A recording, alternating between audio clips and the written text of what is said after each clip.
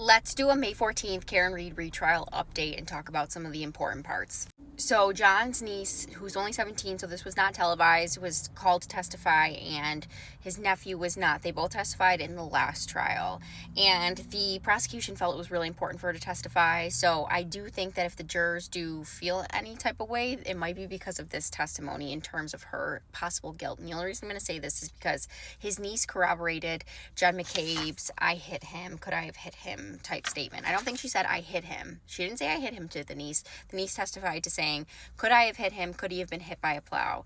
Basically, she testified to saying that Karen was kind of, very upset when she woke her up at 4:30 in the morning, shaking her, saying, wake up, John, JJ never came home. And the niece described John McCabe's demeanor as level-headed, which I thought was an interesting word to use. And the niece is close with John McCabe's daughter, one of her daughters, so I just want to leave that there. Trooper Brent was the first trooper to admit that Proctor was the lead investigator on the case, which I thought was super interesting. Maureen Hartnett, the Mass State Police lab tech, said she never seen evidence collected in the way that it was in the John O'Keefe investigation, referring to the red Solo Cup ShopRite bags.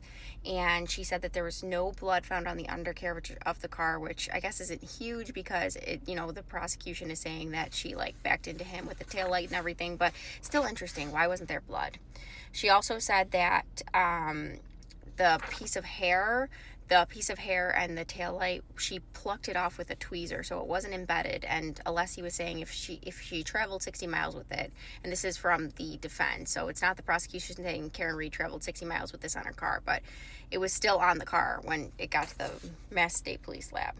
The prosecution played a clip from Karen's interview saying that John would never have had a strong reaction if she found out that she was texting Brian Higgins, suggesting that there would be no motive for an altercation on John O'Keefe's part if he knew that Brian Higgins was texting Karen.